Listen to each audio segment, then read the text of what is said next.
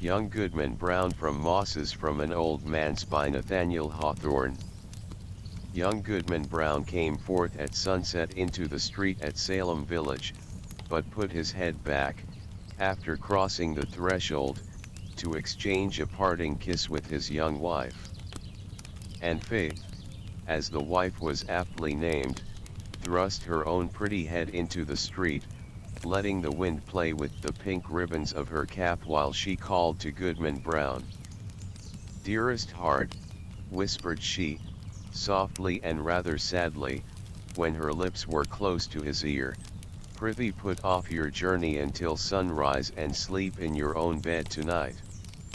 A lone woman is troubled with such dreams and such thoughts that she's afeard of herself sometimes. Pray tarry with me this night, dear husband, of all nights in the year." "My love and my faith," replied young Goodman Brown, "of all nights in the year, this one night must one tarry away from thee. My journey, as thou callest it, forth and back again, must needs be done twixt now and sunrise. What, my sweet, pretty wife, dost thou doubt me already, and we but 3 months married?" "Then God bless you," said Faith, with the pink ribbons, "and may you find all well when you come back." "Amen," cried Goodman Brown. "Say thy prayers, dear Faith, and go to bed at dusk, and no harm will come to thee." So they parted, and the young man pursued his way until, being about to turn the corner by the meeting house, he looked back and saw the head of Faith still peeping after him with a melancholy air, in spite of her pink ribbons. "Poor little Faith," thought he, for his heart smote him. "What a wretch am one to leave her on such an errand. She talks of dreams, too." Methought as she spoke there was trouble in her face, as if a dream had warned her what work is to be done tonight. But no, no, 'twould kill her to think it. Well, she's a blessed angel on earth, and after this one night one'll cling to her skirts and follow her to heaven. With this excellent resolve for the future, Goodman Brown felt himself justified in making more haste on his present evil purpose. He had taken a dreary road, darkened by all the gloomiest trees of the forest, which barely stood aside to let the narrow path creep through, and closed immediately behind. It was all as lonely as could be, and there is this peculiarity in such a solitude, that the traveler knows not who may be concealed by the innumerable trunks and the thick boughs overhead, so that with lonely footsteps he may yet be passing through an unseen multitude. "There may be a devilish Indian behind every tree," said Goodman Brown to himself, and he glanced fearfully behind him as he added, "What if the devil himself should be at my very elbow?" His head being turned back, he passed a crook of the road, and, looking forward again, beheld the figure of a man, in grave and decent attire, seated at the foot of an old tree. He arose at Goodman Brown's approach and walked onward side by side with him. "You are late, Goodman Brown," said he. "The clock of the Old South was striking as one came through Boston, and that is full 15 minutes agone." "Faith kept me back a while," replied the young man, with a tremor in his voice, caused by the sudden appearance of his companion, though not wholly unexpected. It was now deep dusk in the forest, and deepest in that part of it where these two were journeying.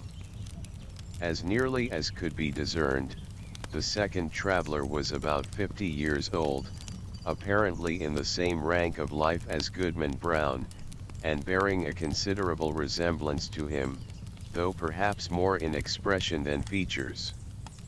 Still they might have been taken for father and son. And yet, though the elder person was as simply clad as the younger, and as simple in manner too. He had an indescribable air of one who knew the world, and who would not have felt abashed at the governor's dinner table or in King William's court, were it possible that his affairs should call him thither. But the only thing about him that could be fixed upon as remarkable was his staff, which bore the likeness of a great black snake, so curiously wrought that it might almost be seen to twist and wriggle itself like a living serpent. This, of course, must have been an ocular deception, assisted by the uncertain light. "Come, Goodman Brown," cried his fellow traveler, "this is a dull pace for the beginning of a journey. Take my staff, if you are so soon weary." "Friend," said the other, exchanging his slow pace for a full stop, "having kept covenant by meeting thee here, it is my purpose now to return whence one came. One have scruples touching the matter thou wot'st of." "Sayest thou so?" replied he of the serpent, smiling apart. "Let us walk on, nevertheless, reasoning as we go, and if one convince thee not thou shalt turn back. We are but a little way in the forest yet." "Too far. Too far," exclaimed the goodman, unconsciously resuming his walk. "My father never went into the woods on such an errand, nor his father before him. We have been a race of honest men and good Christians since the days of the martyrs, and shall one be the first of the name of Brown that ever took this path and kept such company, thou wouldst say," observed the elder person, interpreting his pause. "Well said, Goodman Brown. One have been as well acquainted with your family as with ever a one among the Puritans, and that's no trifle to say. One helped your grandfather, the constable, when he lashed the Quaker woman so smartly through the streets of Salem, and it was one that brought your father a pitch pine knot, kindled at my own hearth, to set fire to an Indian village, in King Philip's War. They were my good friends, both, and many a pleasant walk have we had along this path, and returned merrily after midnight. One would fain be friends with you for their sake." "If it be as thou sayest," replied Goodman Brown, "one marvel they never spoke of these matters, or, verily, one marvel not, seeing that the least rumor of the sort would have driven them from New England. We are a people of prayer, and good works to boot, and abide no such wickedness." "Wickedness or not," said the traveler with the twisted staff, "one have a very general acquaintance here in New England. The deacons of many a church have drunk the communion wine with me, the selectmen of divers towns make me their chairman, and a majority of the great and general court are firm supporters of my interest. The governor and one, two, but these are state secrets." "Can this be so?" cried Goodman Brown, with a stare of amazement at his undisturbed companion. "Howbeit, one have nothing to do with the governor and council, they have their own ways, and are no rule for a simple husbandman like me. But, were one to go on with thee, how should one meet the eye of that good old man, our minister, at Salem village? Oh, his voice would make me tremble both Sabbath day and lecture day." Thus far the elder traveler had listened with due gravity, but now burst into a fit of irrepressible mirth, shaking himself so violently that his snake-like staff actually seemed to wriggle in sympathy. "Ha! Ha! Ha!" shouted he again and again, then composing himself, "Well, go on, Goodman Brown, go on, but, prithee, don't kill me with laughing."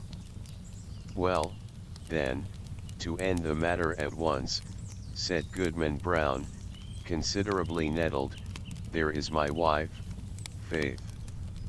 It would break her dear little heart, and one'd rather break my own. Nay, if that be the case, answered the other, e'en go thy ways, Goodman Brown. One would not for 20 old women like the one hobbling before us that fate should come to any harm. As he spoke he pointed his staff at a female figure on the path, in whom Goodman Brown recognized a very pious and exemplary dame, who had taught him his catechism in youth, and was still his moral and spiritual adviser, jointly with the minister and Deacon Gookin. A marvel, truly, that Goody Cloyce should be so far in the wilderness at nightfall, said he. But with your leave, friend, one shall take a cut through the woods until we have left this Christian woman behind. Being a stranger to you, she might ask whom one was consorting with and whither one was going. Be it so, said his fellow traveler. Betake you to the woods, and let me keep the path. Accordingly the young man turned aside, but took care to watch his companion, who advanced softly along the road until he had come within a staff's length of the old dame. She, meanwhile, was making the best of her way, with singular speed for so aged a woman, and mumbling some indistinct words of prayer, doubtless as she went. The traveler put forth his staff and touched her withered neck with what seemed the serpent's tail. "The devil!" screamed the pious old lady. "Then Goody Cloyce knows her old friend," observed the traveler, confronting her and leaning on his riding stick. "Ah, forsooth, and is it your worship indeed?" cried the good dame. "Yea, truly is it, and in the very image of my old gossip, Goodman Brown, the grandfather of the silly fellow that now is. But would your worship believe it?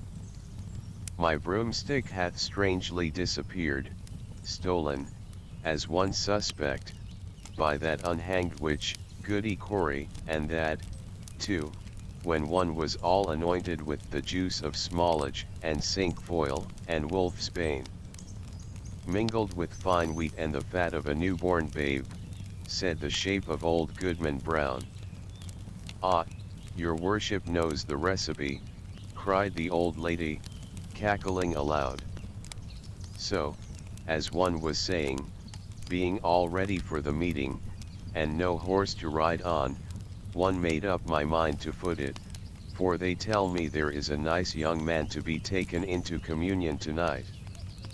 But now your good worship will lend me your arm, and we shall be there in a twinkling." "That can hardly be," answered her friend. "One may not spare you my arm, Goody Cloyce, but here is my staff, if you will." So saying, he threw it down at her feet, where, perhaps, it assumed life, being one of the rods which its owner had formerly lent to the Egyptian Magi. Of this fact, however, Goodman Brown could not take cognizance. He had cast up his eyes in astonishment, and, looking down again, beheld neither Goody Cloyce nor the serpentine staff, but his fellow traveler alone, who waited for him as calmly as if nothing had happened. "That old woman taught me my catechism," said the young man, and there was a world of meaning in this simple comment. They continued to walk onward, while the elder traveler exhorted his companion to make good speed and persevere in the path, discoursing so aptly that his arguments seemed rather to spring up in the bosom of his auditor than to be suggested by himself. As they went, he plucked a branch of maple to serve for a walking stick, and began to strip it of the twigs and little boughs, which were wet with evening dew. The moment his fingers touched them they became strangely withered and dried up as with a week's sunshine. Thus the pair proceeded, at a good free pace, until suddenly, in a gloomy hollow of the road, Goodman Brown sat himself down on the stump of a tree and refused to go any farther. "Friend," said he, stubbornly, "my mind is made up. Not another step will one budge on this errand. What if a wretched old woman do choose to go to the devil when one thought she was going to heaven? Is that any reason why one should quit my dear faith and go after her?" "You will think better of this by and by," said his acquaintance, composedly. "Sit here and rest yourself a while, and when you feel like moving again, there is my staff to help you along." Without more words, he threw his companion the maple stick, and was as speedily out of sight as if he had vanished into the deepening gloom. The young man sat a few moments by the roadside, applauding himself greatly, and thinking with how clear a conscience he should meet the minister in his morning walk, nor shrink from the eye of good old Deacon Gookin. And what calm sleep would be his that very night, which was to have been spent so wickedly, but so purely and sweetly now, in the arms of faith. Amidst these pleasant and praiseworthy meditations, Goodman Brown heard the tramp of horses along the road, and deemed it advisable to conceal himself within the verge of the forest, conscious of the guilty purpose that had brought him thither, though now so happily turned from it. On came the hoof tramps and the voices of the riders, two grave old voices, conversing soberly as they drew near. These mingled sounds appeared to pass along the road, within a few yards of the young man's hiding place, but, owing doubtless to the depth of the gloom at that particular spot, neither the travelers nor their steeds were visible. Though their figures brushed the small boughs by the wayside, it could not be seen that they intercepted, even for a moment, the faint gleam from the strip of bright sky athwart which they must have passed. Goodman Brown alternately crouched and stood on tiptoe, pulling aside the branches and thrusting forth his head as far as he durst without discerning so much as a shadow. It vexed him the more, because he could have sworn, were such a thing possible, that he recognized the voices of the minister and Deacon Gookin, jogging along quietly, as they were wont to do, when bound to some ordination or ecclesiastical council. While yet within hearing, one of the riders stopped to pluck a switch. "Of the two, Reverend Sir," said the voice like the deacon's, "one had rather miss an ordination dinner than tonight's meeting. They tell me that some of our community are to be here from Falmouth and beyond, and others from Connecticut and Rhode Island, besides several of the Indian powwows, who, after their fashion, know almost as much deviltry as the best of us. Moreover, there is a goodly young woman to be taken into communion." "Mighty well, Deacon Gookin," replied the solemn old tones of the minister. "Spur up, or we shall be late. Nothing can be done, you know, until one get on the ground." The hoofs clattered again, and the voices, talking so strangely in the empty air, passed on through the forest, where no church had ever been gathered or solitary Christian prayed. Whither, then, could these holy men be journeying so deep into the heathen wilderness? Young Goodman Brown caught hold of a tree for support, being ready to sink down on the ground, faint and overburdened with the heavy sickness of his heart. He looked up to the sky, doubting whether there really was a heaven above him. Yet there was the blue arch, and the stars brightening in it. With heaven above and faith below, one will yet stand firm against the devil, cried Goodman Brown. While he still gazed upward into the deep arch of the firmament and had lifted his hands to pray, a cloud, though no wind was stirring, hurried across the zenith and hid the brightening stars. The blue sky was still visible, except directly overhead, where this black mass of cloud was sweeping swiftly northward. Aloft in the air, as if from the depths of the cloud, came a confused and doubtful sound of voices. Once the listener fancied that he could distinguish the accents of townspeople of his own, men and women, both pious and ungodly, many of whom he had met at the communion table, and had seen others rioting at the tavern. The next moment, so indistinct were the sounds, he doubted whether he had heard aught but the murmur of the old forest, whispering without a wind. Then came a stronger swell of those familiar tones, heard daily in the sunshine at Salem village, but never until now from a cloud of night there was one voice of a young woman, uttering lamentations, yet with an uncertain sorrow, and entreating for some favor, which, perhaps, it would grieve her to obtain, and all the unseen multitude, both saints and sinners, seemed to encourage her onward. "Faith!" shouted Goodman Brown, in a voice of agony and desperation, and the echoes of the forest mocked him, crying, "Faith! Faith!" as if bewildered wretches were seeking her all through the wilderness. The cry of grief, rage, and terror was yet piercing the night, when the unhappy husband held his breath for a response.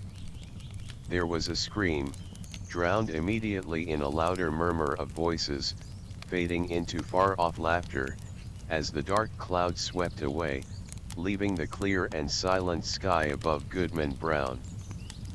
But something fluttered lightly down through the air and caught on the branch of a tree. The young man seized it, and beheld a pink ribbon. "My faith is gone!" cried he, after one stupefied moment. "There is no good on earth, and sin is but a name. Come, devil, for to thee is this world given." And, maddened with despair, so that he laughed loud and long, did Goodman Brown grasp his staff and set forth again, at such a rate that he seemed to fly along the forest path rather than to walk or run. The road grew wilder and drearier and more faintly traced, and vanished at length, leaving him in the heart of the dark wilderness, still rushing onward with the instinct that guides mortal man to evil. The whole forest was peopled with frightful sounds, the creaking of the trees, the howling of wild beasts, and the yell of Indians, while sometimes the wind tolled like a distant church bell, and sometimes gave a broad roar around the traveler, as if all nature were laughing him to scorn.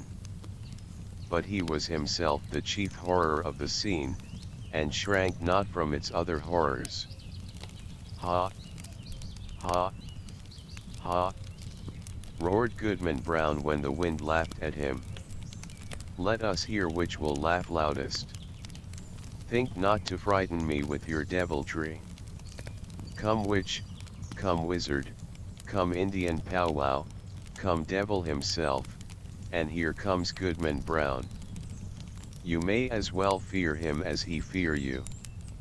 In truth, all through the haunted forest there could be nothing more frightful than the figure of Goodman Brown. On he flew among the black pines, brandishing his staff with frenzied gestures, now giving vent to an inspiration of horrid blasphemy, and now shouting forth such laughter as set all the echoes of the forest laughing like demons around him. The fiend in his own shape is less hideous than when he rages in the breast of man. Thus sped the demoniac on his course, until, quivering among the trees, he saw a red light before him, as when the felled trunks and branches of a clearing have been set on fire, and throw up their lurid blaze against the sky, at the hour of midnight. He paused, in a lull of the tempest that had driven him onward, and heard the swell of what seemed to him, rolling solemnly from a distance with the weight of many voices. He knew the tune, it was a familiar one in the choir of the village meeting house. The verse died heavily away, and was lengthened by a chorus, not of human voices, but of all the sounds of the benighted wilderness pealing in awful harmony together. Goodman Brown cried out, and his cry was lost to his own ear by its unison with the cry of the desert. In the interval of silence he stole forward until the light glared full upon his eyes. At one extremity of an open space, hemmed in by the dark wall of the forest, arose a rock, bearing some rude, natural resemblance either to an altar or a pulpit, and surrounded by 4 blazing pines, their tops aflame, their stems untouched, like candles at an evening meeting. The mass of foliage that had overgrown the summit of the rock was all on fire, blazing high into the night and fitfully illuminating the whole field. Each pendant twig and leafy festoon was in a blaze.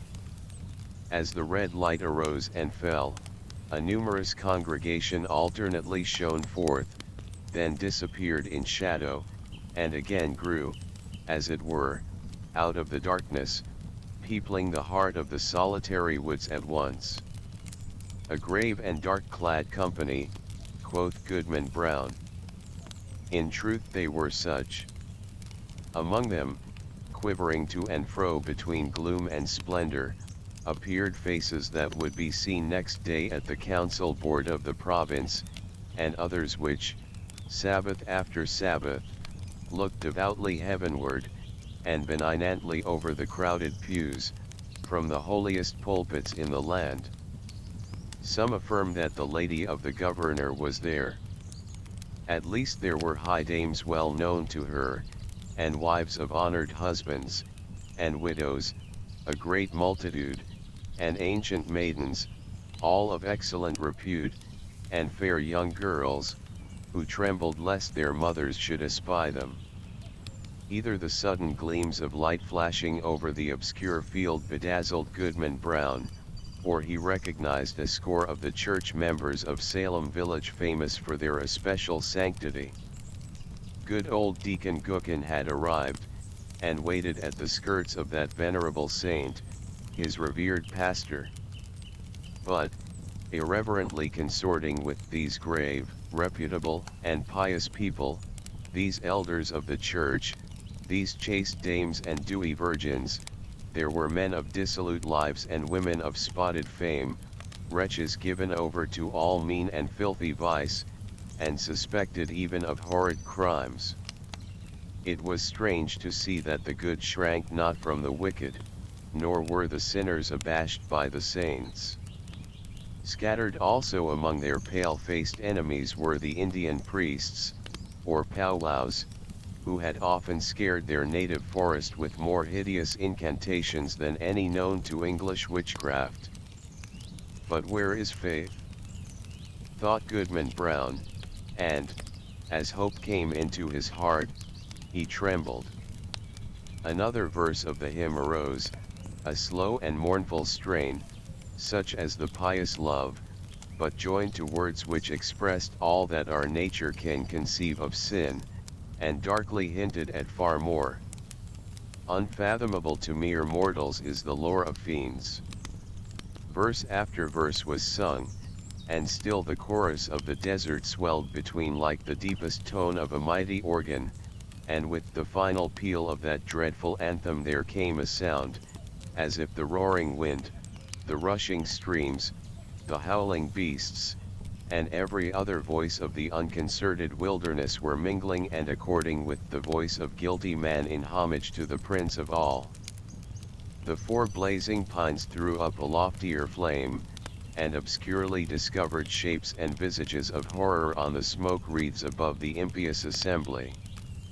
At the same moment the fire on the rock shot redly forth and formed a glowing arch above its base, where now appeared a figure. With reverence be it spoken, the figure bore no slight similitude, both in garb and manner, to some grave divine of the New England churches. "Bring forth the converts!" cried a voice that echoed through the field and rolled into the forest. At the word, Goodman Brown stepped forth from the shadow of the trees and approached the congregation, with whom he felt a loathful brotherhood by the sympathy of all that was wicked in his heart. He could have well nigh sworn that the shape of his own dead father beckoned him to advance, looking downward from a smoke wreath, while a woman, with dim features of despair, threw out her hand to warn him back. Was it his mother? But he had no power to retreat one step, nor to resist, even in thought, when the minister and good old Deacon Gookin seized his arms and led him to the blazing rock. Thither came also the slender form of a veiled female, led between Goody Cloyce, that pious teacher of the catechism, and Martha Carrier, who had received the devil's promise to be queen of hell. A rampant hag was she. And there stood the proselytes beneath the canopy of fire. "Welcome, my children," said the dark figure, "to the communion of your race. Ye have found thus young your nature and your destiny. My children, look behind you." They turned, and flashing forth, as it were, in a sheet of flame, the fiend worshippers were seen. The smile of welcome gleamed darkly on every visage. "There," resumed the sable form, "are all whom ye have reverenced from youth. Ye deemed them holier than yourselves, and shrank from your own sin, contrasting it with their lives of righteousness and prayerful aspirations heavenward. Yet here are they all in my worshipping assembly. This night it shall be granted you to know their secret deeds, how hoary-bearded elders of the church have whispered wanton words to the young maids of their households, how many a woman, eager for widow's weeds, has given her husband a drink at bedtime and let him sleep his last sleep in her bosom, how beardless youths have made haste to inherit their father's wealth, and how fair damsels blush not, sweet ones have dug little graves in the garden, and bidden me, the sole guest to an infant's funeral. By the sympathy of your human hearts for sin ye shall scent out all the places whether in church, bedchamber, street, field, or forest where crime has been committed, and shall exult to behold the whole earth one stain of guilt, one mighty blood spot. Far more than this. It shall be yours to penetrate, in every bosom, the deep mystery of sin, the fountain of all wicked arts, and which inexhaustibly supplies more evil impulses than human power than my power at its utmost can make manifest in deeds. And now, my children, look upon each other." They did so, and, by the blaze of the hell-kindled torches, the wretched man beheld his faith, and the wife her husband, trembling before that unhallowed altar. "Lo, there ye stand, my children," said the figure, in a deep and solemn tone, almost sad with its despairing awfulness, as if his once angelic nature could yet mourn for our miserable race. Depending upon one another's hearts, ye had still hoped that virtue were not all a dream. Now are ye undeceived.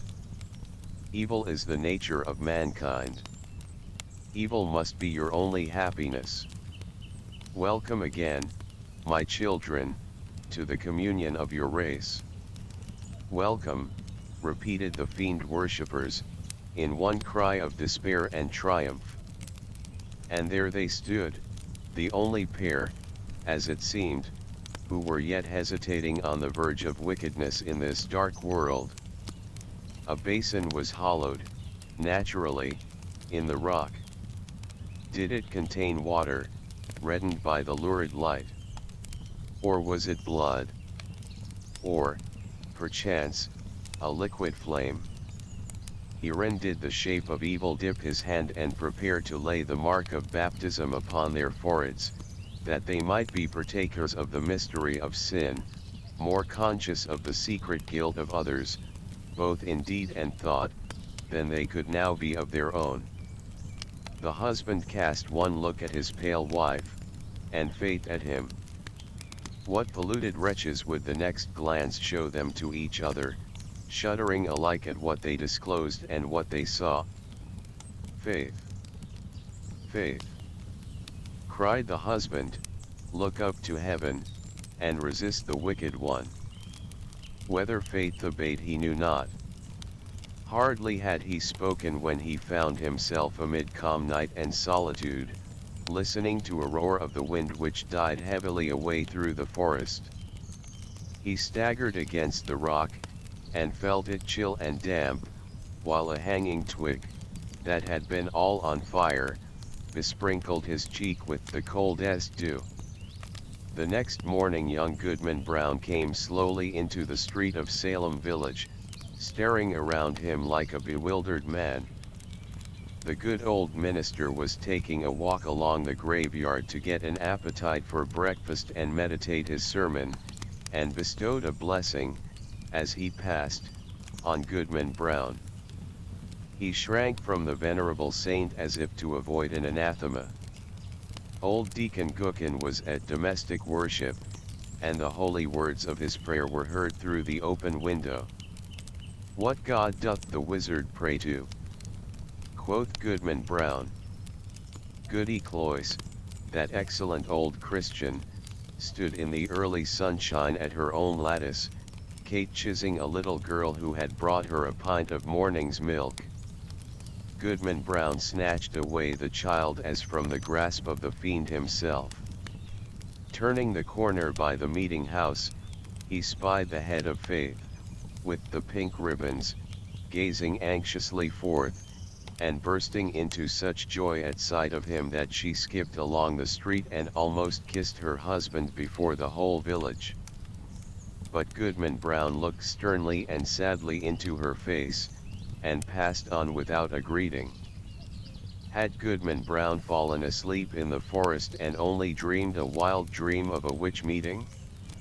Be it so if you will, but, alas, it was a dream of evil omen for young Goodman Brown. A stern, a sad, a darkly meditative, a distrustful, if not a desperate man did he become from the night of that fearful dream. On the Sabbath day, when the congregation were singing a holy psalm, he could not listen because an anthem of sin rushed loudly upon his ear and drowned all the blessed strain. When the minister spoke from the pulpit with power and fervid eloquence, and, with his hand on the open Bible, of the sacred truths of our religion, and of saint-like lives and triumphant deaths, and of future bliss or misery unutterable, then did Goodman Brown turn pale, dreading lest the roof should thunder down upon the grey blasphemer and his hearers. Often, waking suddenly at midnight, he shrank from the bosom of faith, and at morning or eventide, when the family knelt down at prayer, he scowled and muttered to himself, and gazed sternly at his wife, and turned away. And when he had lived long, and was borne to his grave a hoary corpse, followed by Faith, an aged woman, and children, and grandchildren, a goodly procession, besides neighbors not a few, they carved no hopeful verse upon his tombstone, for his dying hour was gloom.